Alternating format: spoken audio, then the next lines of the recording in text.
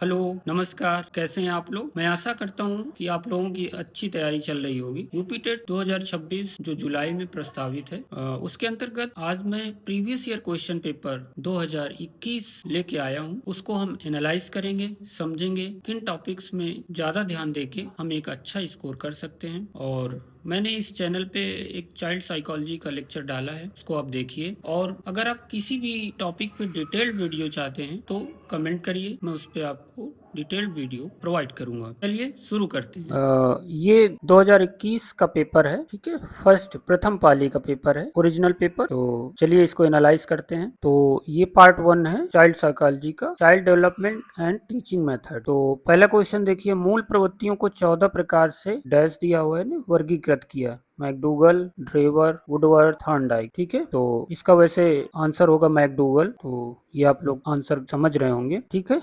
तो direct question आ रहे हैं यूपी टेट में, ठीक है। दूसरा है, किसी दूसरी वस्तु की अपेक्षा एक वस्तु पर चेतना का केंद्रीकरण अवधान है, ये कथन किसका है? तो ये 4 ऑप्शंस हैं, ये आप देख सकते हैं। सुजन शास्त्र के पिता से जुड़ा हुआ है, तो यहाँ पे आप देख सकते हैं Galton, crow and crow, Woodward. तो इसका आंसर वैसे गाल्टन होगा। तो अगर आप किसी भी टॉपिक पे आपको डिटेल्ड वीडियो चाहिए तो आप कमेंट करिएगा और हम उस पर एक डिटेल्ड वीडियो प्रोवाइड करेंगे, ठीक है। तो इस तरह आप देख रहे हैं कि यूपी टेट में मैक्सिमम सीडीपी के जो क्वेश्चंस हैं वो डायरेक्ट क्वेश्चन आ रहे हैं। द्विकारक सिद्धांत प्रतिपादन किसने किया, ठीक है। ब्लूप्रिंट निम्न में किसका महत्वपूर्ण घटक है, ये आप देख रहे हैं। विकास की पूर्व संक्रिया अवस्था किसने दिया था, ठीक है। तो इस तरह के क्वेश्चन आपके ये सीडीपी के क्वेश्चन हैं। एमपीपीआई परीक्षण का उपयोग निम्न में किसके मापन में किया जाता है? अधिगम है तो निम्न में क्या सर्वाधिक आवश्यक है, ठीक है। शैशव काल का समय है। तो बहुत कठिन क्वेश्चन नहीं आते हैं, बस आपको अच्छी तैयारी करनी है और छोटी छोटी चीजें आपको लर्न करना है, याद रखनी है। शैशव काल, तो किसी में भी आपको डिटेल्ड वीडियो चाहिए तो आप कमेंट करिएगा। कोहलर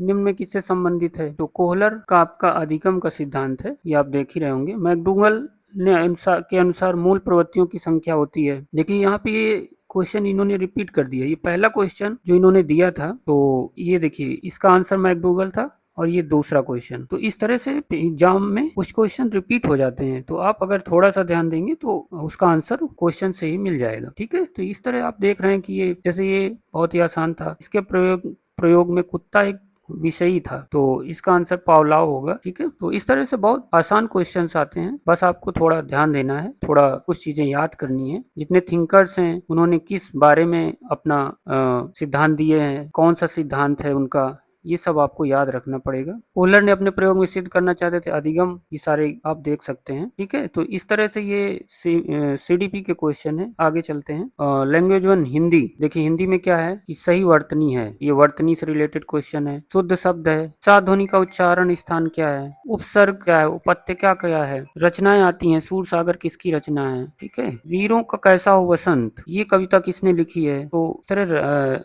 रचयिता भी आते हैं, ठीक है। विशेषण क्या है? समास है, ठीक है। हिंदी भाषा की बोलियां हैं। तद्भव पत्रिका के संपादक, रचना, ये भी रचना का ही सवाल है, रचनाकार। ये पंक्ति किसकी है? फिर ये आपका पैसेज आ गया, ठीक है, पैसेज। तो ये आप पैसेज पढ़िए और पैसेज पढ़ के आपको इनके आंसर देने हैं, ठीक है। ये क्वेश्चन दिए हुए हैं, तो इस तरह एक पैसेज भी आएगा, पैसेज से रिलेटेड क्वेश्चन रहेंगे। और इस तरह ये हिंदी का है। अंग्रेजी में ये देखिए पहले ही इन्होंने पैसेज दे दिया, पैसेज से रिलेटेड ये क्वेश्चंस हैं 61 to 68, ये पैसेज से रिलेटेड है यहाँ तक। तो इस तरह आप अपनी प्रैक्टिस कर सकते हैं प्रीवियस ईयर क्वेश्चन पेपर को हल करके। अब देखिए इसमें पूछ रहा है एडजेक्टिव्स की, इस सेंटेंस में एडजेक्टिव कहाँ पे यूज किया गया है, ठीक है। कौन सा एडजेक्टिव, कौन उसका टाइप पूछ रहा है, कौन सा एडजेक्टिव है, ठीक है। ये आप देख सकते हैं। कौन सा मिस स्पेल्ड है, कौन मतलब स्पेलिंग गलत है, कहाँ पे सिनोनिम्स आया हुआ है, ठीक है। सुटेबल प्रोनाउन इसमें फिलअप करना है। तो अगर आप इन सब पे एक डिटेल्ड वीडियो चाहते हैं तो प्लीज कमेंट करें, ठीक है। तो ये आप से देख सकते हैं कुछ इडियम्स आती हैं। टू रिंग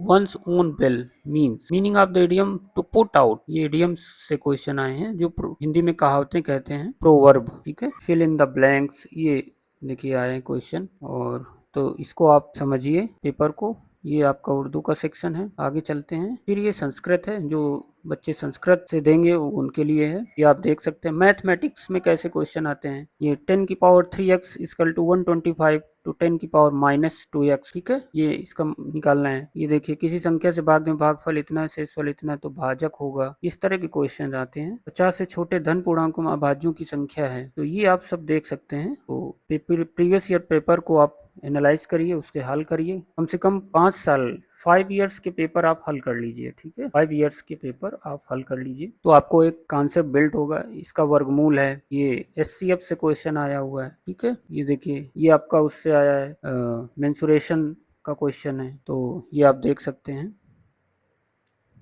ठीक है। और ये इन्वायरमेंट स्टडीज WWF से तात्पर्य है।